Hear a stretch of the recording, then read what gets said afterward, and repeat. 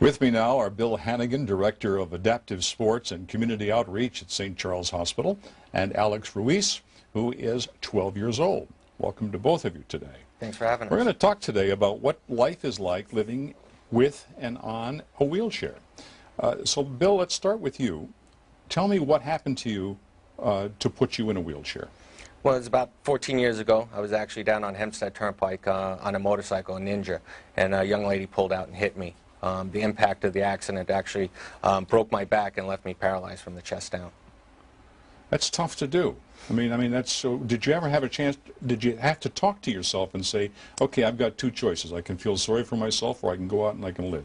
Well, I was basically devastated, and the great thing is I get a chance to talk to a lot of people. But the one thing that helps me is that I didn't accept it for the first year. I was just mortified. It went through so many things. Being 24.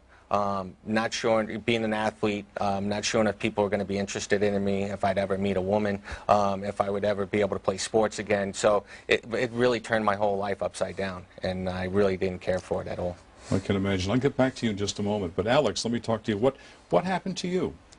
Well, I was just being a normal 11-year-old boy going out, playing sports and everything, and then one night I just get home from playing outside, just watching TV in my bed. I get up, take a step, and I completely collapsed. And I started screaming, "Mom, come help me. I can't move." And later on, she had got me into the car, and we had drove off to Good Samaritan. And 5 days later, they had told me I had transverse myelitis, which is a sickness where antibodies attack the gel around your nervous system, and they also attack my spinal cord, so I could not have any movement from my belly button down. So from one day to very active to the next day, nothing. Well, how did you two connect?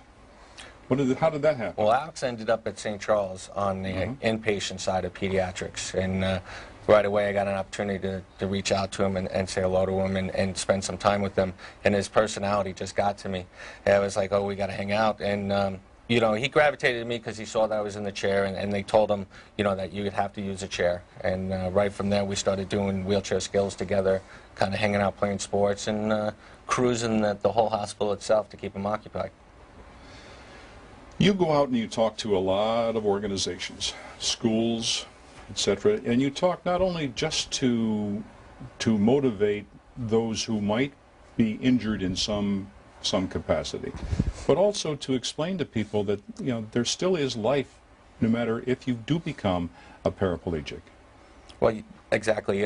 We have a program called Smart Choices through St. Charles, and it allows me to go out to the schools and speak to kids about injury prevention, whether it's a head injury, spinal cord injury, allow them to watch a video, and then I give them a little history about what happened to me and where I went.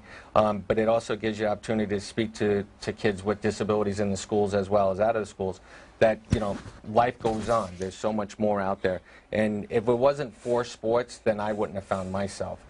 People just hear adaptive sports and they think, well, you're just playing sports. There's a certain camaraderie and a mentorship that comes along with sports. I found sled hockey, and like I said, I wasn't accepting my injury too well. Started hanging out with other fellows with their disabilities, saw that they could drive, saw that we traveled around the country playing sports, went out to eat, had fun. They had wives and girlfriends. So it was just, there was so much more with that, being mentored through my friends in the sports, and that's why I feel like nobody wants to be in this fraternity, but once you're in, you got to give it back. Isn't that the truth? Alex, now you obviously are not married, a little too young for that, and you don't drive yet, right? No. But you're looking forward to it. True? Yes. What are you doing now for activity and for exercise? For exercise and activity, I have joined the Long Island Lightnings. What's that? A basketball team. Uh-huh. And they travel cross-country for games and tournaments and shootouts, so we practice once a week, so that's basically what I do, and I also go to physical and occupational therapy. Mm-hmm. Do you try to keep building up your upper body strength? Yes. That's very important, isn't it? Yes, it is. Did you notice that when you first got into the wheelchair that it was a little bit tough were your arms getting sore and a little tired from pushing the wheels? Not really, but in the beginning, my left arm really started getting sore, but not anymore. So eventually you really build it. That's the upper body strength. I mean, you said that you just out of the Army when the accident happened to you. So you were already in good physical shape. Yeah, in good shape, but after, you know, breaking your back and spending 3 weeks in intensive care, you come out, you actually lose a lot of your muscle mass and your strength. So it took a little while. He's being modest. It took him a little while. Like I said, we were using a transfer board to get his transfers around and pushing and doing those things. Basically starting, and maybe a little bit later we'll show some of the advanced wheelchair skills that Alex has. Well, let's go to that right now because it's really interesting. We've got some video to show you of some of your work. And so when we show it, why don't you take a look at it and tell us what we're seeing? Okay, great.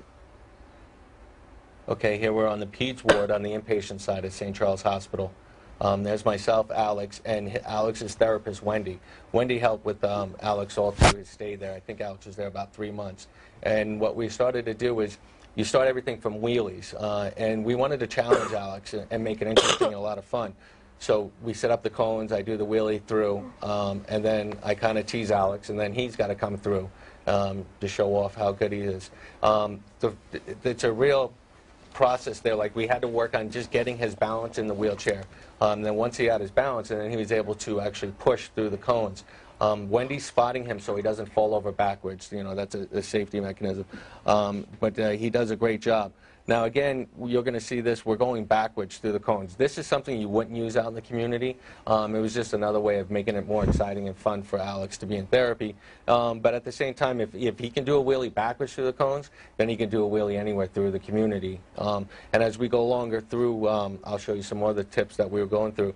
Everything does start from the wheelie, and being basically independent out in the community, everything starts from a wheelie in a wheelchair. So again, Alex will make his way back through here. Again, like I said, Wendy is spotting him to make sure nothing happens to him.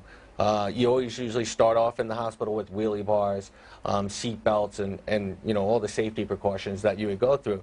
But unfortunately, when you're out in the community, when you have wheelie bars on the back of a wheelchair, they actually hinder you more than they help you because surfaces are not always level. So you can go off and then the wheelie bars get caught and can propel you out of the chair.